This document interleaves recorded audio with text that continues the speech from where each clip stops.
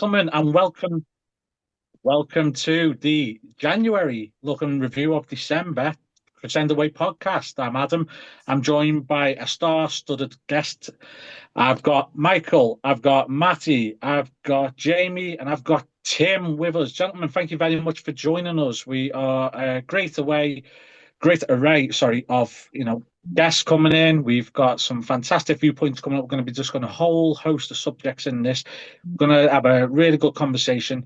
I think the one thing I want to start off with, and I want to look to you, Jamie, actually, I'll start with you. I want to start with the feeling going into the Southport game on Boxing Day and what a big lift that was for everyone with a 4-2 win. And I can't emphasize enough that was Marine 4, Southport 2. Jamie, what were your thoughts going into the game? What did you see, and what were your feelings coming out of that game? Yeah, I mean, I was confident. I mean, obviously we know Southport have had a tough start to the season, but have come good and were on a decent run. But yeah, I was confident. I really was, and I think that's the mark of how expectations have changed. I think at the club that we can go into a game with Southport, who have always been, if you like, the better relations, the better team in Merseyside, the bigger non-league team. We can go in now feeling confident as favourites, and I think we were favourites, and I think we proved that. I think it was a really good game. I mean, if I'm honest, it wasn't a 4-2 game. I thought Southport actually looked pretty decent. They played some good football, but they weren't as effective as us. We took our chances. We played very direct and very committed, and I just thought it was a really, really excellent performance. And I think the new signings look great. We had a real focal point up front, which really played into the direct way we play. And I just thought it was a fantastic day all round. Great crowd, great atmosphere. Could maybe the game itself could have been run a little bit better. There was a few problems getting a beer, wasn't there? And I know we were perhaps a bit hypocritical because we'd had a go at Southport about their hospitality. So I thought sometimes, our stadium does struggle a little bit with those big crowds, doesn't it? But no, I mean, I thought it was a great day all round, and I really enjoyed that train journey home. I was on the opposite platform to the Southport fans, and with two railway tracks, which felt quite comfortable, reminding them what the score was. So that was good. I enjoyed that. It was a great day all round. I think they enjoyed your waves to them as well, Jamie, when they went past. Yeah, I probably put us at risk of a beating there, Mike, didn't I? But yeah, it was good fun, wasn't it? I rarely get the train to the ground. I usually drive, so I'd enjoyed a few beers that day. So I'll have to watch that in future. Well, you were talking there about a focal point, and particularly, we're going to talk about Zanzalari, and one of my takeaways from the game was how much he ran. He's not the fastest player, but he just ran non-stop, and he worked so hard for the team. Given that's his first game, and that's the effort he's put in. Tim, looking to you here, I mean, what were your thoughts on Zanzalari in that match, and what you've seen from him since as well, going into that Chorley game? Yeah, I really like the look of him. I think it's no secret, is it, that I think Youngie and Bobby were looking at him before the start of the season and tried to bring him in. I think they see him as someone who fits into the way they want to play.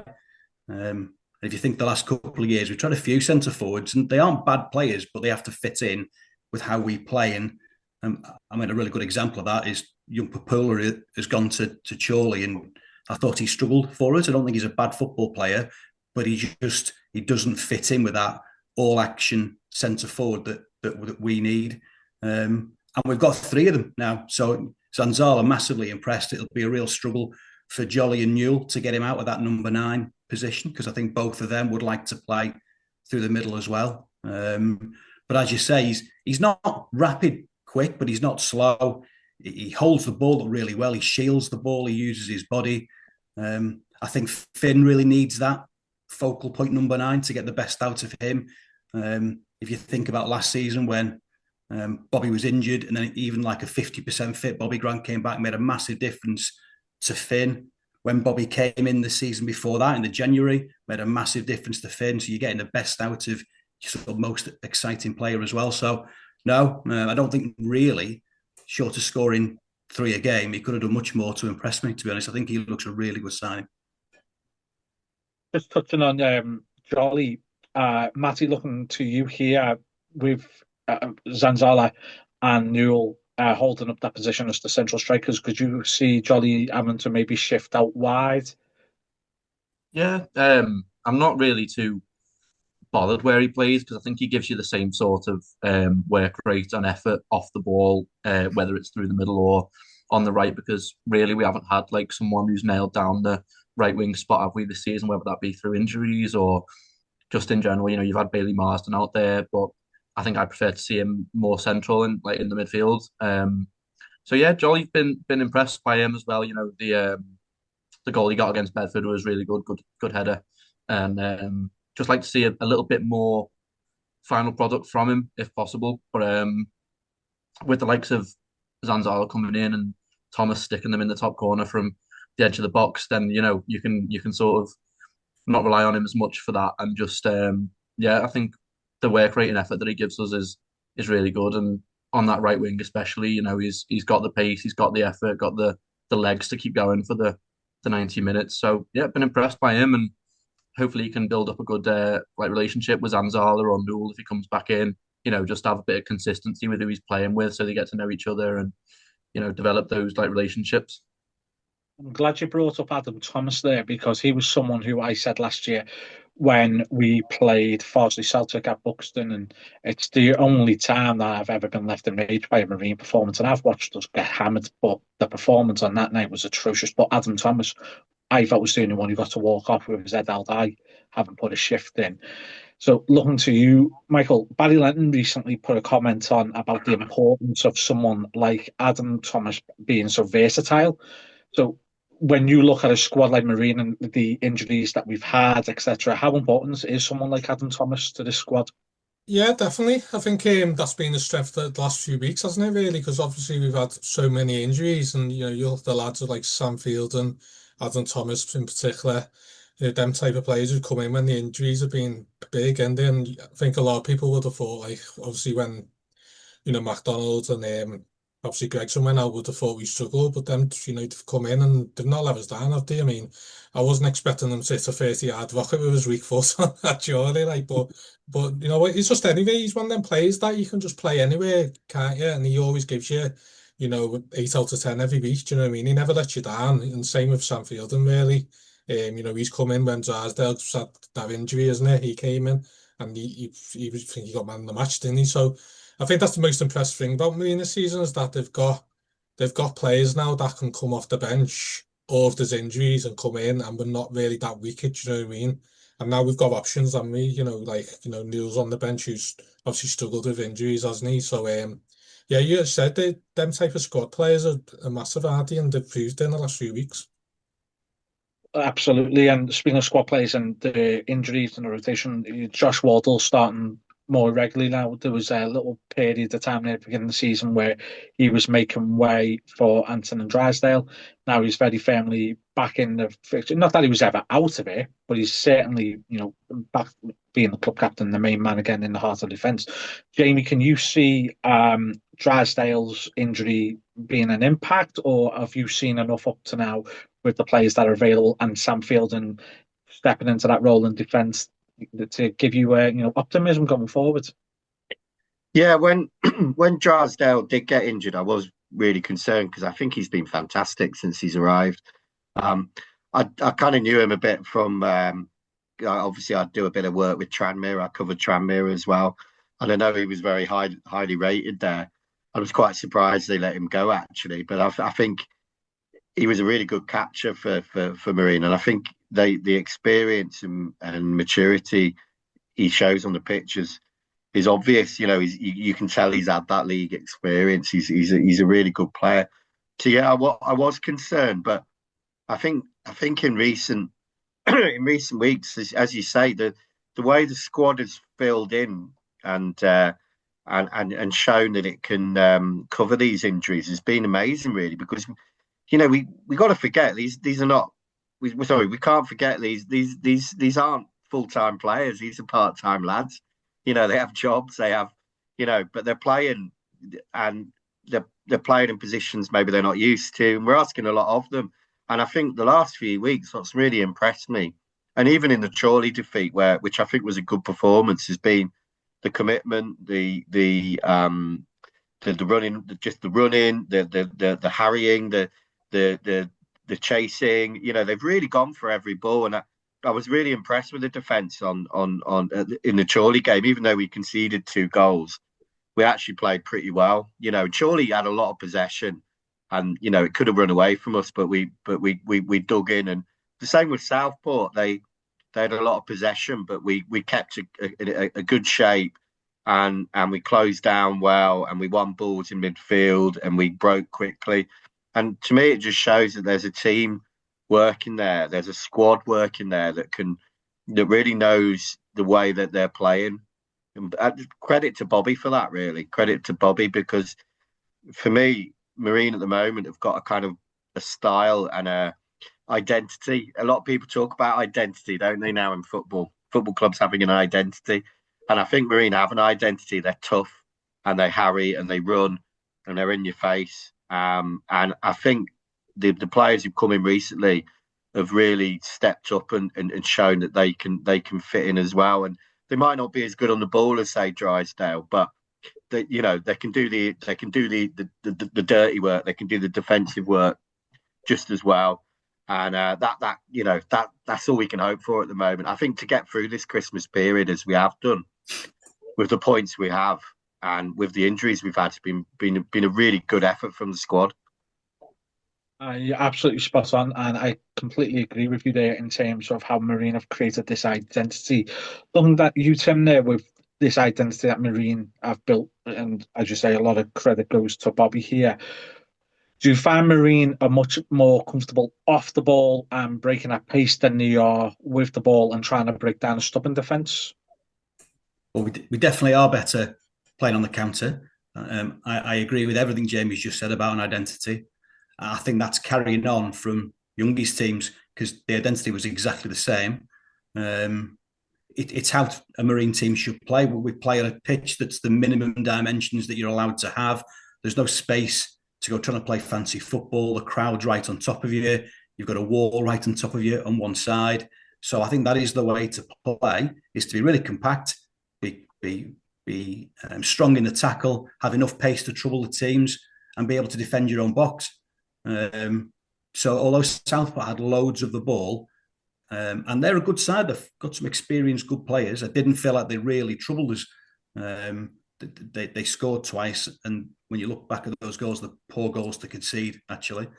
But I never felt like we were going to lose that game of football. Surely much more direct, much more a sort of what I think of as being a National North team. They put it on top of you, and they've got some big lads. Again, a really good, it doesn't matter where they are in the league, they're a good, experienced side. And I'll be really surprised if Chorley aren't somewhere around the playoffs come the end of the season. I think they're a good team. And they cause us more problems, because you can't just sit in and soak it up. They almost want you to have a bit more of the ball than you really want to have. Although second half, I thought we adapted to that really well. First half, I thought we looked a bit at sea. We wanted them to have the ball and knock it about and for us to sit in, and they don't do that. Credit to Bobby and to the players. Second half, we just changed the way we played, showed a bit more belief and confidence in ourselves, and had a right go at them. And I think we played better against Chorley than we did against Southport as well. There's been a lot of sentiment very similar to that about coming away from the Chorley game, having played really good football. Bobby actually touched on it recently in his post-match interview, talking about how there's ways of losing and the ovation that the players receive from the fans coming off the pitch at Chorley. Matthew, if you when you see these performances, are you getting optimistic going forward into every game, thinking we can get something out of every game that we go in, regardless of the opposition?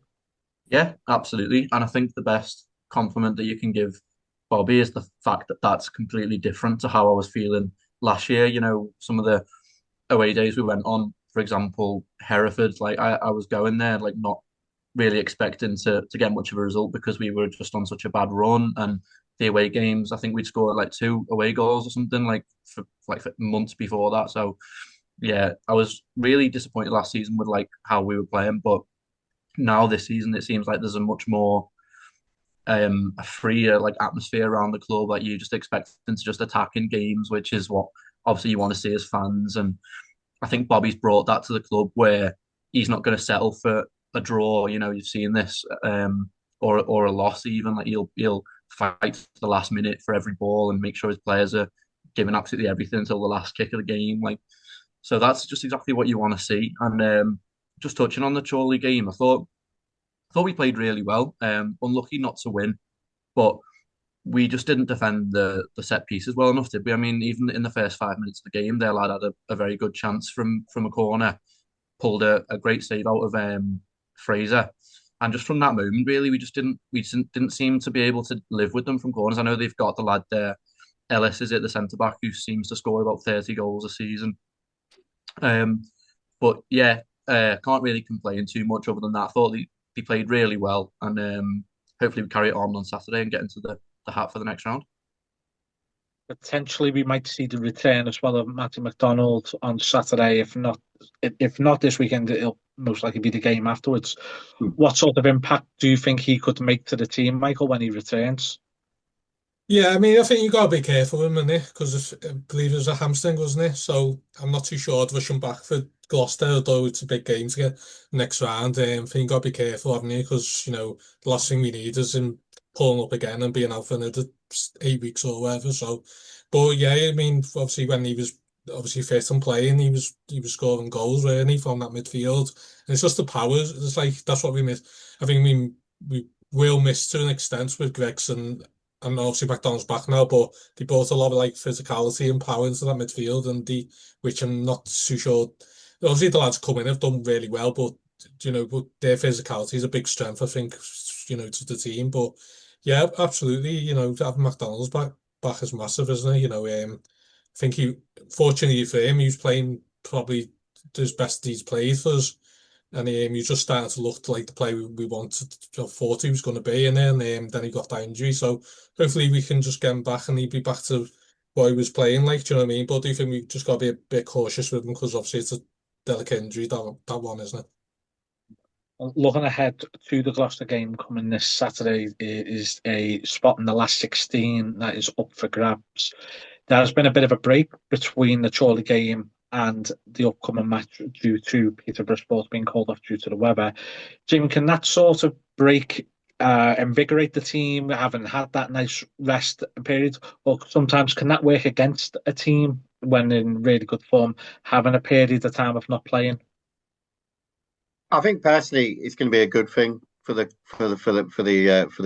team. I think they've come off two tough games. Southport and Chorley were tough games. They really.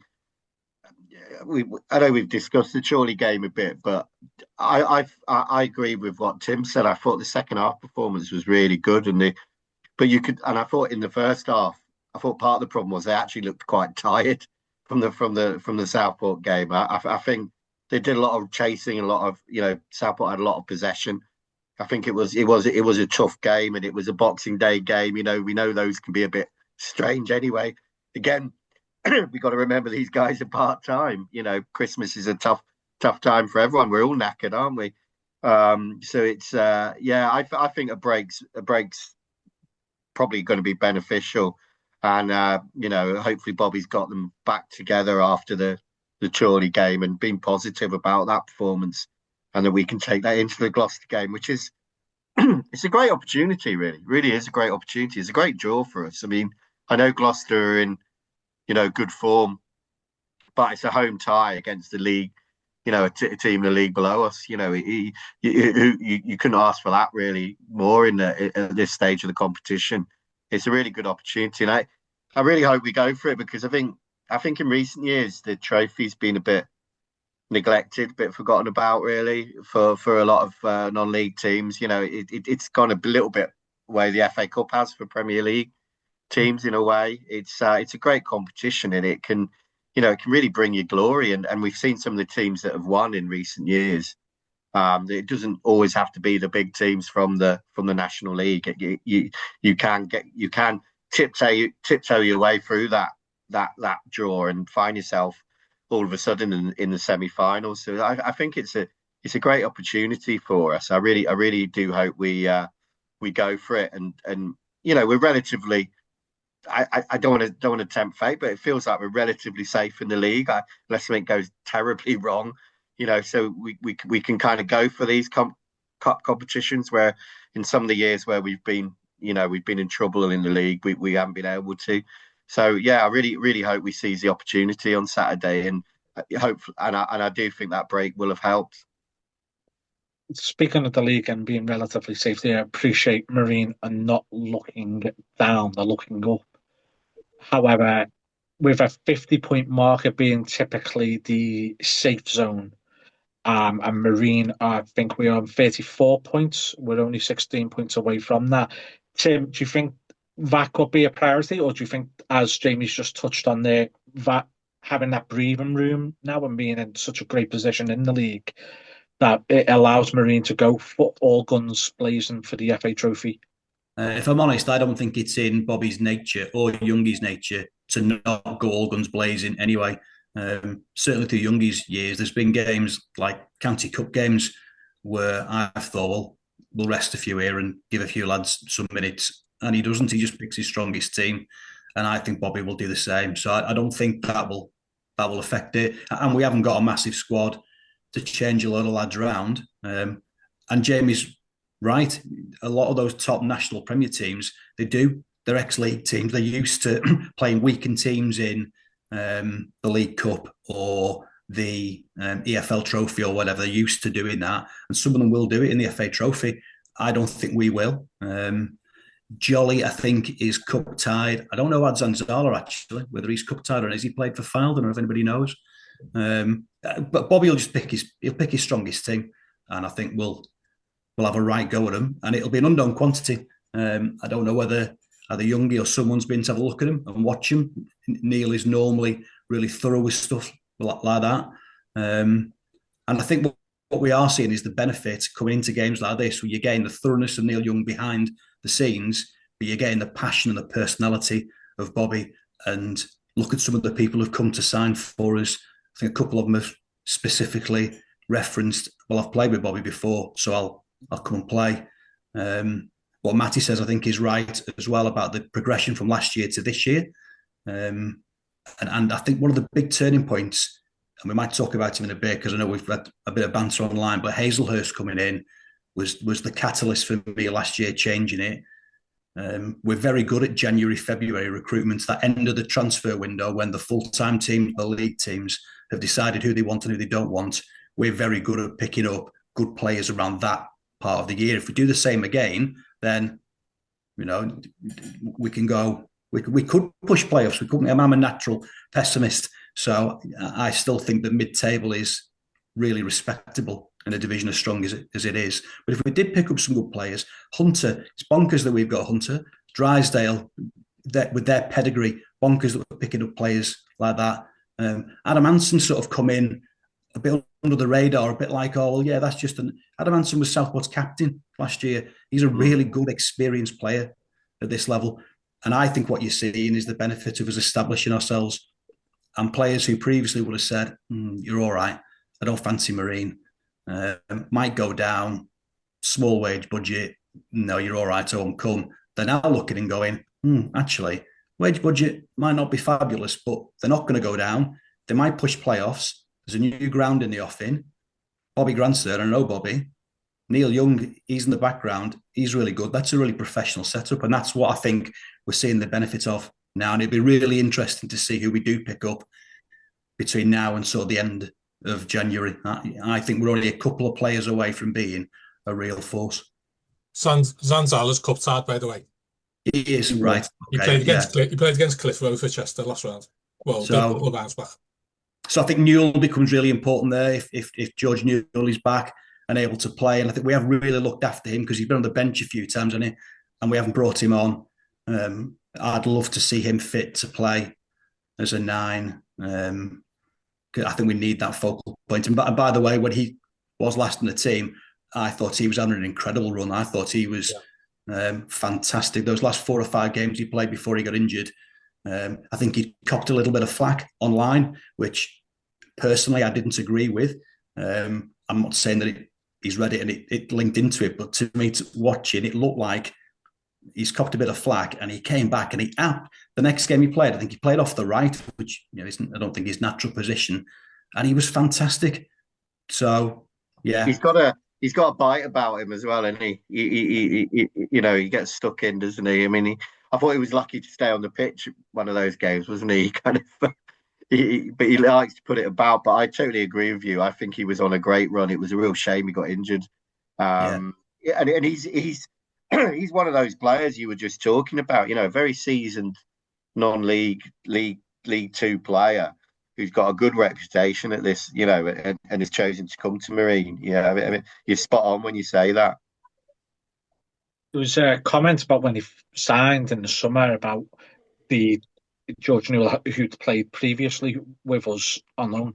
But if I remember correctly, he was coming back from quite a bad injury as well. If I remember, was he with Southport at the time when he and he came was to us on he was loan? much younger, Adam, as well. Yeah.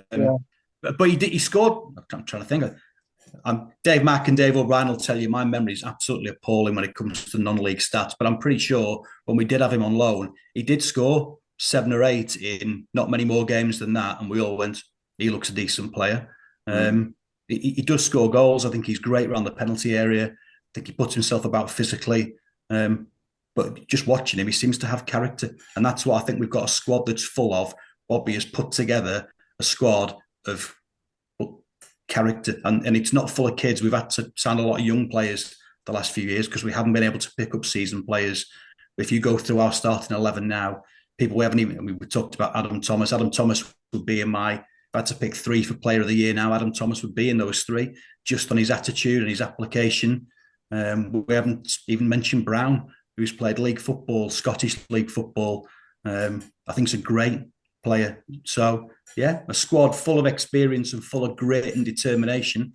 And I think it'll be a tough game on Saturday. When you play a team from a division below who are doing well, I think confidence is really important. They're not going to come and play a weakened team, and they'll be flying. Although I think their home form is better than their away form, but there'll still be a real challenge. But I do give us, you're through that, and all of a sudden you're 3 games from Wembley, and you just don't know, do you? Well, it's funny that you bring up the fact that if you win this game, how close you are to a Wembley trip. Couple that with the fact of we are signing better players. Matty, does this sort of position that puts Marine in, as Tim's alluded to there, with being comfortably in the league, you're signing these very good players, and also as well that there's been evidence of a pathway from academy to the first team, with 2 young academy lads coming through in Hubie and Potter. How does that mindset get into other players as well? Does that attract other players to what Marine can be? Yeah, absolutely. I think not even just for the first team. You've got younger lads that will be seeing the pathway that you've just alluded to there, and thinking that if they, put the work in and demonstrate to the coaches that they've got the ability, then there's a legitimate pathway into the first team, which is, I think, will be the dream for any young lad coming through at the moment. And yeah, I think just in general, everything that you mentioned there is part of like just the good like vibes around the club at the moment, the good energy. We're signing better players than we had last year. No disrespect to the ones that we had last year, but I think at the start of the season last year, you were thinking that probably the recruitment hadn't been what was going to be necessary for the National North. I mean, obviously we didn't know how tough the league was going to be last year, but we soon found out, didn't we? And found out that some of the lads that we'd signed just weren't cutting it for Youngie, and whoever that falls on, then so be it. But I just think this year that we're signing lads who have, coming from higher leagues, whereas I think last year, we signed a few lads from Cables, didn't we? Couple of leagues up, the jump that they'd made there. So you feel a lot more confident now, don't you, with the lads that we've got, as you mentioned there, a few lads who've played EFL football, Hunter, Brown, Drysdale, even Anson, just the players that we're able to sign now are just immense, aren't they, really? the quality that they've got, you can tell, is just another level from what we've had previously. And yeah, I think we're able to attract just like 10 times better, players with the quality that they've got of EFL players or, Scottish SPFL sort of quality. Yeah, And you forget Newell's played in the Championship and the Scottish Premier. It's like yeah, it's a great standard. It's a good for what we are. It's fantastic. We can pick those players up. absolutely. Yeah. Funny as well because you get the other side as well where Shamal George was with us and didn't exactly set the world alight, and he's gone on to now be a cup winner in Scotland with St Mirren as well. We'll never forget that Mm. performance at Ramsbottom. I, And he was I live. amazing. I live wasn't he? about half an hour. I live about no, not even that. I live about 10 minutes from Ramsbottom, and I took a lot of mates to that game, and I still think that was one of the worst goalkeeping performances I've ever seen of a Marine goalkeeper ever. And he's gone on to have a really good career. So lone players are Man of the different. match in the cup final, wasn't he? He was Yeah, absolutely superb. yeah. I mean, lone players are a really interesting topic because we've had some lone players in at the minute. Obviously, one Curran Nichols has just gone back because you can only have 5 in a match day squad. So we have got a couple of loan slots now free. Be really interesting to see if we can get a loan player in the next month or so, and a proper loan player. Sometimes we bring young lads in. I noticed that Aitchison started for Blackburn Rovers the weekend. He started in the Championship. When he came to us, he's an obviously really talented lad, great on the ball, but I thought he struggled for us. I thought he struggled with the physicality of it, struggled with set pieces, but great development for him. And there he is started in the Championship. But there's a difference between getting a young lad in from somewhere because the academy that he's at wants him to have exposure to men's football, or being able to bring in Hazelhurst or Zanzala's on loan for the year. They're a different kettle of fish entirely. And we have just got a couple of slots now free, but we could just bring somebody in, and I'd love to see that. I think Sanzal is actually a permanent signing, Tim, to be honest with you. I don't think he's allowed. Is it Jolly that's on the sort of nominal season-long loan Yeah. from Fylde? Yeah, I'm trying to think who's got the slots taken up because there's the 2 Everton lads and there's Jolly, isn't it? Yeah, I was going to say Odin as well. Is this a monthly rolling loan, isn't it? It's basically being reviewed month on month. Yeah, and hasn't he done well as well, by the way, playing left back. He's been great. He's been On great. his wrong foot. I don't think that's his. I think probably if you picked his 3 right back, left back, centre back, left back might be the 3rd of those positions. Yeah. The way he slotted in has been exactly what I'm just talking about there. Sometimes you get a young lad in, they're not quite ready for that level of football. He's come in and he's been ready. I think him along with probably when we had Will Johnson in from Fleetwood, who I thought was outstanding for us, and they're the best 2 young loan players we've had in. That's it. Lewis Britton as well. Lewis Britton is someone who still holds on to my heart. Yeah, Like, yeah, absolutely. Yeah, banging him in now for Weston, isn't he? Very good player. I'd love to have had him back. Just lives a little bit far away, I think, and wanted to be back at home, didn't he? But real shame that. Yeah, I believe Marine really did go all out for him to try and get him back and really tried to move heaven and earth. But as you say, sometimes, no matter what you'd offer, a player just wants to go home.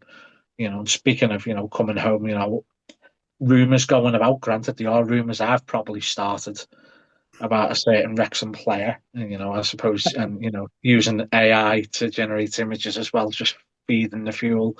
But you made some really great points there, Tim, about the players coming in as well. You, Matty, as well. On top of Mucky'd like to ask you, with these sort of players, Marine in a position now where they can sort of pick and choose what players they want, as opposed to just getting the players that nobody else wanted. Yeah, I mean, more on a trophy, I think, because obviously that's Sanzal and Jolly out, isn't it? So I think it leaves us really light there. Do you know what I mean? I think if we want to, obviously big game Saturday, if we want to progress, I do think we need another attacker if we want to like go deep in this composition, because I think it's obviously Newell, Finsinker, Smith, and then it's Potter, isn't it? Really, the next one I can think of. I know Thomas can play there, but I think we'd definitely light in that position. Hinting Jack Hazelhurst, do you want to come back? But but yeah, we definitely need like someone that's going to come in, kind of thing. And obviously it's going to be difficult then, because then you're going to have a lot of options, aren't you, in the league? So, but I think like it's to only have like really Zanzala and sorry, not Zanzala, Newland, Sinclair Smith. I think we are late on that. So we definitely need an attacker. But as it's been mentioned, isn't it? The signs we've signed this season are like a higher caliber of last season, aren't they? People like Drysdale, Anson, them type of players that have come in, and they probably won the game last season, isn't it? So I think now there's players are seeing that caliber player coming in, and that will be like more appealing for them to come in. And the same way we are in the league, that we are challenging around the playoffs, we are in the trophy. So I think it's much more appealing club to players now. And a big crowd to play in front of. Yeah, Yeah. Bigger than Southport anyway. Well, bigger than a lot of clubs. I mean, that does come into it for players. I've interviewed enough of them. They don't want to play in front of 400-500 people. As opposed to 1,500. It does make a difference. Well, we got sent a picture early on in one of our group chats about how some of the attendances within this league. Peterborough Sports were only picking up around the 300 mark. Leamington about 600. I'm trying to remember who the other two clubs were, but Curzon, they it were was. they were very like MPL West levels of attendances for us. Well, we're seeing about the progression year on year, and there's been a bit of a conversation about attendances at Marine, whether they dropped. Do you think there has been a drop this year, Jamie, or do you think it's just a case that it stayed as it is? We just haven't had any of the big away followings come to the MTA yet. No, I don't think it's been particularly noticeably bad. I mean, it might show up on the figures, but it's certainly. I think the new stand at the cross end of road end has made a massive difference. It feels like a proper end now, doesn't it? It really does. It creates such a lot of noise. It's fantastic, and I think that's really added to the atmosphere. And I think that sort of, in a way, covered up any gaps there might have been in the past. I mean, it's a strange one, Marine, isn't it? I mean, I'm one of those people who tends to swap ends at half time. I like to be behind the goal, but I know some people stay at that end, and sometimes that causes a little bit of emptiness in the ground, isn't it? I think when you can swap ends or you decide to go on the side, so it's not always obvious. But I certainly haven't felt like there's been any detraction in the atmosphere or the attendances. I think it's been great. I think and the Chorley away support was absolutely fantastic the other night. Yeah. Really good. It was low. I mean, I know it's not far to go, but it was a freezing cold night at a difficult time of year.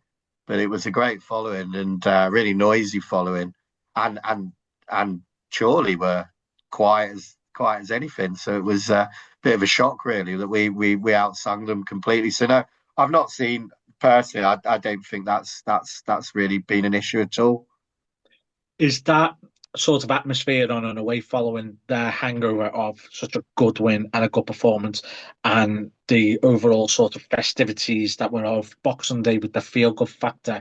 Does all that roll into this mothball of passion and noise that drives fans to go to games like Chorley, as Jamie's just pointed out there, Tim? It does, and Chorley's always been a venue that we've taken a good away support to. I was having a count up, and I reckon after Marine, probably Goodison, and then because I did a lot of work in football, did a lot of games at Ewood Park, Chorley is probably my fourth ground that I've been to most, because we've just played Chorley a lot in the last 40 years. And when you go in that far end, that sort of away end, if you like, at Chorley, it's got a covered roof, an old style sort of terrace. It just lends itself to a loud away support. So I do like going there. I think a lot of people like going there. I thought it was quite a small crowd. I was surprised at the size of the crowd because their average is pretty much the same as ours. If you think we've taken probably a couple of hundred and the official crowd was about 1,000, was it? Yeah. That was quite a poor turnout for them, for a proper non-league football club who, they can pull in a couple of thousand if they're doing well. So I was surprised at that. Freezing, but yeah. And what goes on the pitch makes a big difference. It has taken off. I'm not worried about the crowds this year at all. I think on paper they're within 50 or so of what they were last year. And as you've said, Adam, with a lot of the sort of big away followings to come, which will bump the average up. Whether it's vocal or not, I think it's nice for everyone to be together. The far end has been brilliant because it holds the noise, because it's got a roof. if people stay down that end and you sort of split that vocal support between either end. I think that's what Jamie's sort of getting at, is some games when it feels a bit flat, it might be because it's non-league. It only takes 10 lads who would make a bit of noise to stay down the far end, and all of a sudden, instead of being 20 people who want to make a bit of noise, there's 10, and that's all it takes at a non-league game of football. And we are driven by what happens on the pitch, and we don't score a lot of goals. That's the other thing. We started the season, I think, pretty gung-ho and looked really open at the back. Got thumped by Darlington, didn't we? Conceded 4 against them, and we looked awful that day, and we've really tightened up. But it does mean you get slightly less goal-mouth action. Scoring 4 against Southport, I never thought we'd lose the game, but I didn't think we'd score 4. So that was nice. Sometimes you've got to generate it yourselves. And look, let's have it right. If people have had a beer, that helps as well. So, Southport not being able to get a pint, that will bother some people. If you can have an away trip and everyone's had a few cans, then the reality is that loosens people's vocal cords. Has the Southport game really shown to everyone the importance now of getting this new ground and how we've outgrown the MTA? Yeah, let's just touch on that for a second, because one of the things I thought about, we limit that crowd. So I think the ground grade in Froward for the MTA is about 3,000, isn't it? And we limit it ourselves. And I think one of the reasons that Paul and James and the club do that is because they want people to have a nice, comfortable experience. James said we could have sold 5,000 tickets. How many clubs can you think of that could have sold another 400 or 500 tickets but didn't, because they wanted the people who are going to watch to have the best possible experience, because they recognise that the facilities get really stretched if there's 2,500 people in there. So I think fair play to the club. They haven't tried to cash in by just packing people in. That Crossender Road end was, it didn't feel full at all. I was in the stand. There were free seats, never mind space on the terrace. There were free seats. So, yeah, it would have been a tough job to get down that end, though, wouldn't it? If you were coming in, down yeah, and that's one of the reasons why they keep the crowd down. Yeah, that access and egress is an issue. But I just think everybody thinks the same thing. There's no resistance from the club, is there? No one's pretending that it was easy to get a pint and pretending that we didn't run out of food and all that sort of stuff. Everybody knows where we're at. We just need to be in this division at least when that new ground comes round. And at the minute, we're on course to achieve it. So I think it's just hurdles to get over. If Marine will end up in the playoffs as well, I mean, how much of a impact does that have, do you think, towards any sort of planning application? I think my understanding of that is, obviously, one of the big thrusts for that application is that the club need to move to survive. We've heard James talk about it. I know you had Dave McMillan on, and he articulates it far better than I ever could. And if we can be in the playoffs and show that we can provide league football or nearly league football to the area, then that can only help. I think I'm right. We can go in the playoffs, we can get up, and then we'd have 12 months to do something about it. And then I'm not sure what would happen then, because you can't make the MTA meet that ground grading, and you might find that we come back down again. I'm not quite sure how that works out. So we can go in the playoffs, we can get promoted, we can play a season National Premier, but I'm not sure what would happen then. Not that I see that happening, but we go into the Football League, you see, though. Right, okay, yeah. And we can ground share with Tranmere, it'd be fine. Jamie, if you can just arrange that'd be brilliant. Tell you what, imagine Twitter when you give Carlisle only 300 tickets. Southport, not enough. Well, imagine the Southport meltdown if we manage to get into the playoffs and go up, and then something happens where we have to come back down. Look, it is what it is, and I come from a time where I've been watching the club. We were a club getting 200, 250 people. All of this is just mind-boggling to me. So I don't stress about it. I don't fret about it. Let's just enjoy it. I know the people who run the club are doing everything they can. What you guys do at Crescendo Way has been a revelation. I think we're talking about atmosphere and getting vocal support behind the team. Genuinely, what you people do has been groundbreaking, club changing. It's been fantastic. That's a big part of why there's the kind of vocal support that we get. And Bobby talking about getting clapped off the pitch at Chorley. That happens every time we get beat. I can't remember a Marine team going anywhere and not getting clapped off the pitch, no matter what's gone on. That's the kind of fan base that we've got, and it's classy, and I like it. Is Marines always been a club that sort of a gentlemanly club, if that's the right phrase to do it? It's a knowledgeable fan base, but as you say, that fan base has accelerated in terms of its growth. It was literally a summer's difference between 300 the last time Marine played a game before we went into lockdown, and then coming out to a crowd of around 1,400. And the fact that it's been sustained, I mean, how much hard work goes on behind the scenes to not only get that in large numbers coming in, but to retain that now for 4 years. Yeah, I mean, non-league crowds in general at all clubs have gone up. I think that's a real reaction to lockdown and COVID. I think people realised what they were missing, not being able to go and have a pint with the mates, meet up with their friends and family. So you got a real bounce back after lockdown where people revelled in the idea that we can go and watch a game of football, we can have a pint. There's all the backlash against the Premier League and ticket prices and the nature of what the product is, going to watch a top flight game. I mean, I just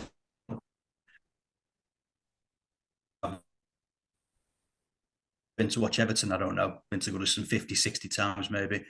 But that feeling that you got when you walk to the back of the Gladys Street, people don't get that anymore. It's not the same thing, is it? It's not the same product, and you've paid a gazillion quid to do it. And Marine are benefiting, and we're doing it the right way. You know, we're not risking the club. We're financially sound, well set up. We've not got into a load of debt. We haven't spent a load of money on players, transfer fees, wages we can't afford. So, yeah, we are a club that does things the right way. I like the way that the Crescendo Way handle themselves online as well. We have a bit of banter with other clubs, but you don't see the sort of vitriolic abuse that you see from some other clubs. We have a bit of banter on a match day, but you don't see the abuse that gets I said that really to you. edgy. Yeah, I said that to you, Mike, didn't I? After the Chorley game, I was saying that we're a nice. I genuinely think we're a nice set of fans. Yeah, You know, yeah. I was talking about the abuse Southport were giving me at the station, and I was sort of saying, I just don't think we do that really. No, I don't know. They were all young lads, weren't they? All like causing a ruckus. But talking to young lads, I think it's good to see that there's a lot of teenagers and yeah, young kids going to Marine as well. I think that's been really progressive the way we. I know me and you benefit from it, Mike, with the being able to bring our kids for free. yeah, It's a massive bonus for dads of our age who can bring kids. It's I think you see quite a lot of dads and lads at Marine, and I yeah. think that's a really big thing because you can't afford to do that at Everton or Liverpool, let alone get a ticket. I think No, that's a massive benefit, massive plus for going to Marine. no. I mean, when I first started going, obviously after years, like 'cause I went 2016, I took Arley, who doesn't go anymore now, but she's like 15. But I was going when we were getting 300 crowds kind of thing, and that's exactly right. You know, the ticket price. I could say back in 2016 the way it was going, and I was just like, I'm not paying this amount of money, just for a home game and stuff like that. And I get more enjoyment going to Marine, and on the cousin the way it was like when we were looking at, we were going. We need something to like, build a club up because at the moment that time it was only 300. I think we haven't always done things brilliantly. We've made mistakes on the way, but I think we've matured as a group as well in the way Oh, we've we made support them. mistakes and Yeah, oh God. but I think we've matured, haven't we, over the years, and I think that's where, when Tim Yeah. was talking about like, how good we do and all that. I think that's just us maturing over the years, isn't it? Like, so yeah, We're all getting I think old. yeah, it's older, it's old heads and it's wise heads, and it's listen. I'll tell you now. I'll let you in on a little story one time. I won't go into the details of what it was about, but me and Matty had a conversation where Matty was going to post something on Twitter, and we had a little conversation, didn't we, one time about write it out what you feel and then walk away from it. Don't post it, just write it, walk away from it, and then come back to it in about 5 minutes when you've had a breather and see, do you really want to say that? And more often than not, I think we all do it, even at a professional standpoint within work as well. We you want to say things, and in the past I've been guilty as anyone of saying things, speaking with my heart and not with my head, and saying some ridiculously dumb stuff over time.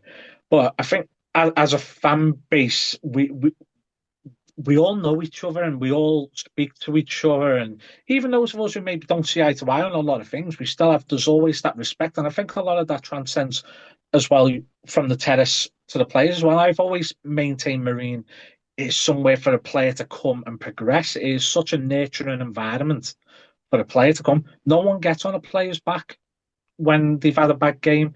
And I think for a lot of players who maybe like a Drysdale, who could very well find himself back in the Football League if he keeps putting performances in as he has. This is such a fantastic environment for a young player to come and thrive in. Maybe for a certain player from Wrexham to come and just have that little bit of a break and then make their way back into the Football League again. If you're watching Paul. Yeah. Dele Alli still hasn't got a club either. No. Hey, and same as well for you, Jack Hazelhurst, are you? Well, I think Hazelhurst is more realistic. Yeah. That's it. But coming into, there's so much optimism. There's such a feel-good factor at the moment. How far can you see this Marine side going? For me, I see us. I don't want to get ahead. Genuinely, I don't want to get ahead of myself because it is such a competitive division, and we're on a roll at the minute. But we saw at the start of the season where 2 or 3 bad results, and the confidence goes the other way. I see us being a mid-table team, and I think if we sign the right couple of players to replace, because we haven't just lost players for a week or two, have we? We've lost 3 players for the season, good players as well, and a couple of others who, Neil's had injury problems all season. I take Mucky's point about the trophy. We've got 3 number 9s, but actually 2 of them are cup tied. Can we go and sign the right 2 probably attacking players in? And if we do, we could push the playoffs. We genuinely could. And then you need a bit of luck then, don't you? Because of the way the playoffs here, we finish 6th or 7th, you've got to win 3 games. And that's against the best teams in the league. And that's playing away. And that's really hard. So for me, success would be top 10, pushing the playoffs. And can we get quarterfinal, semi-final of the trophy, and anything after that is a bonus. That is a massively successful first season for Bobby. It's progression from last season, sets us up next year to have a right go at something. And remember what James said, we're bottom 4 in terms of playing budget. So anywhere we finish above the bottom 4 is incredible. That's the way to look at it. Yeah, I totally agree with you, Tim. I think mid-table stability is not to be sniffed at. I think it's a tough league. We've not really played at this level, for a long, long time. And football's completely changed in that time as well. And the level of these teams, we've got ex-league teams in this division, big crowds, big clubs.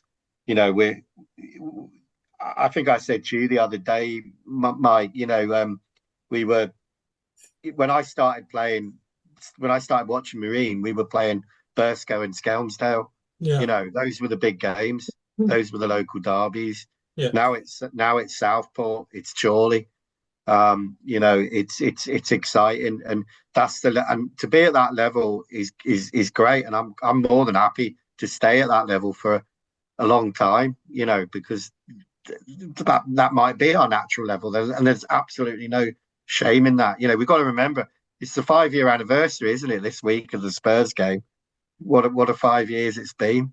But football isn't always like that. You can stay in the same place for a long time, not get promoted, not get relegated. We've had an amazing 5 years, so maybe a few years of stability and not really not the frills and spills we've had over the last decade or so might be good for the club and might be good for our heart rates as well.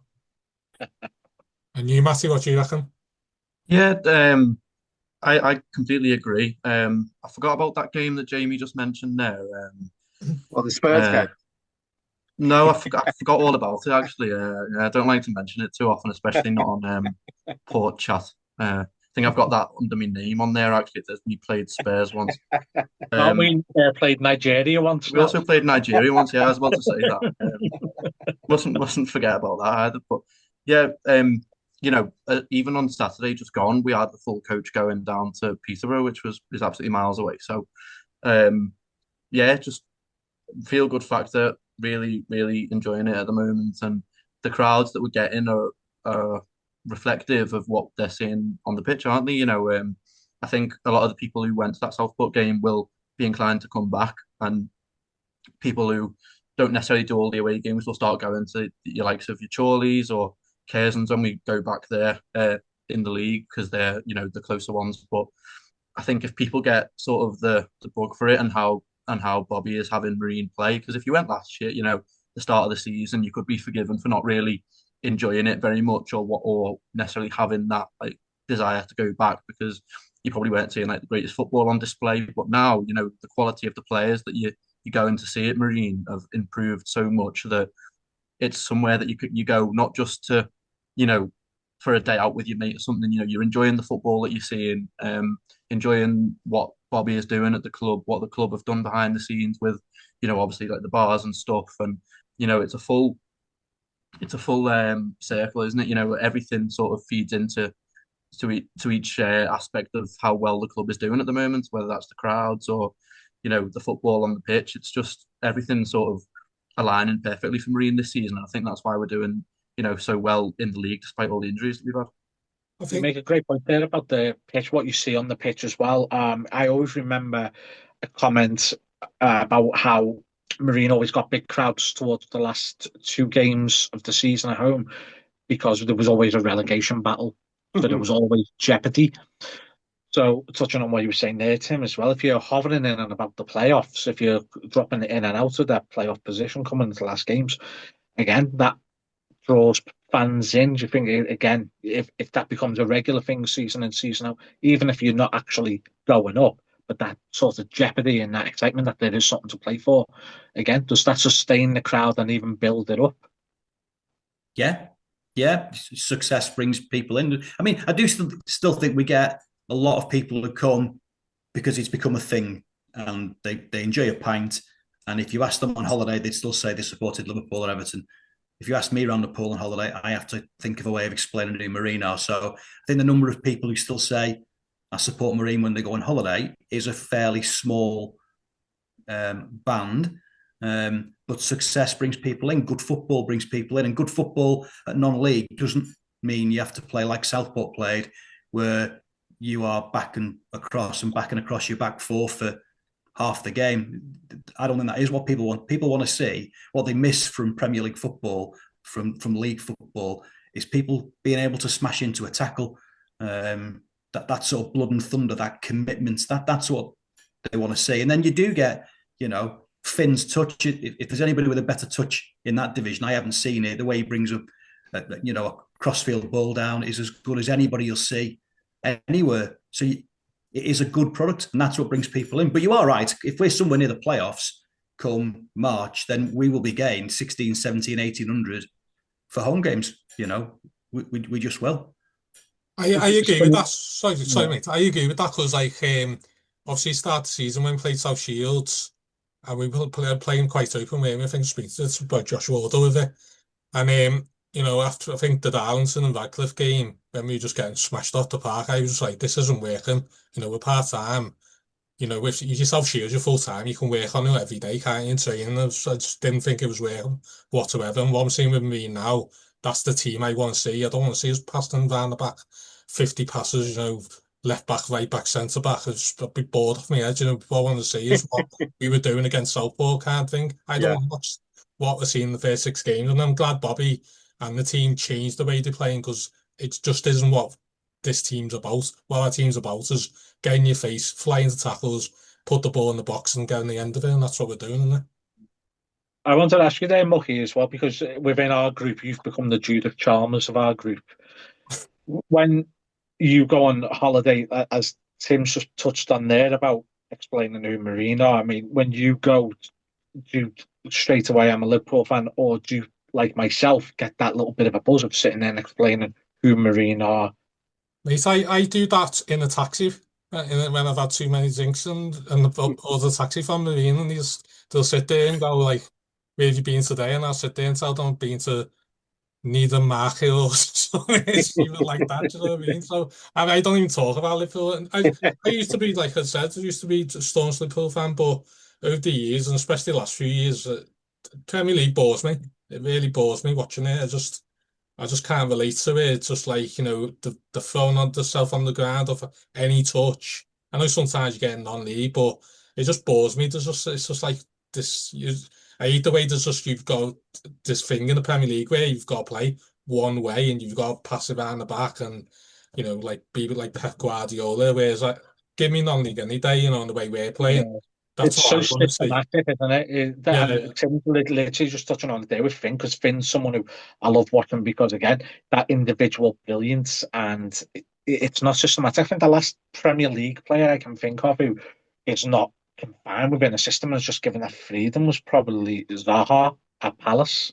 I don't really yeah, think of anyone else who I think, excited me when they get the ball because they could go, maverick, go rogue and do something yeah. completely outside of the That's realms that, that they're allowed to That's operate what I in. mean, though. We've had two styles. I mean, that's what I'm talking about. After Redcliffe, we ditched that style. I felt when we went to Maxfield recently after that.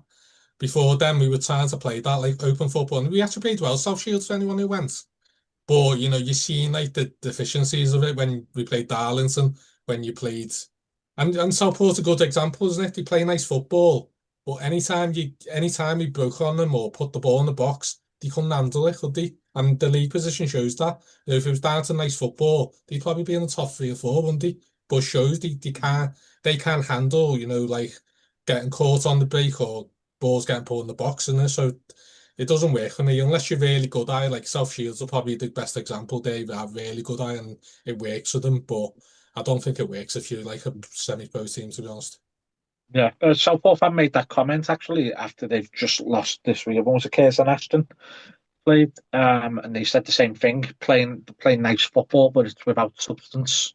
Yeah, yeah, That's yeah, it. We, yeah, yeah. we like gung ho football. Right. How much? Sorry, guys, you might have to cut this out. How much longer are we doing? No, well, to be honest with you, I'm sort of at a talking point to myself, in truth. But we're now paying for a subscription. No, So right. if there's any sponsors out there who want to help us grow the channel, we'd be more than happy to chat with yourself. I'm fantastic for product placement. So, but we'll wrap it up there. I just want to touch on, just before we do wrap up as well, Marine have lost one of their great supporters. This past week, Nick Seller's been coming since 1972, I believe it was, and we see Nick, at the home games. He was fantastic coming on the aways. He was very supportive of us on the away coaches. We have a lot of fond memories. I'm sure Nick will probably have a laugh about this himself. Nick did not do timekeeping, and he certainly walked to the beat of his own drum. If you told him to be back on the coach for a certain time, you could almost guarantee he wasn't going to be. But that was just one of the great things about Nick. He was such a lovely fella to talk to. I don't know if many if yourselves had much of a conversation with him over the years. He was just a really lovely fella. And if any of his family see this, we send our heartfelt condolences to you all. He was such a great, great supporter of Marine. From I there, saw the club put something on the website, didn't they? Which just shows what a lot of what we were talking about, the togetherness, the classy nature of the club at the moment. So yeah. that's, that's it. Love to his family and friends. That's it. You think of some of the great supporters and what they would have made of what they've seen. Obviously, Peter's overseen it, but we've lost like Graham Cowboy, for example, Graham, for all Yeah, the years of the service that he provided at Marine, and Frank as well. Frank was a great fella, really really lovely fella. We've lost some great supporters over the last couple of years, but they didn't have contributed to making Marine the club that it is. They certainly played their part. But yeah, I'd like to thank you all. Thank you very much, Jamie, Matt, Mucky, Tim. Thank you very much. I've been Adam. We're the Crescendo Way. Thank you very much for watching. Please like, share, subscribe.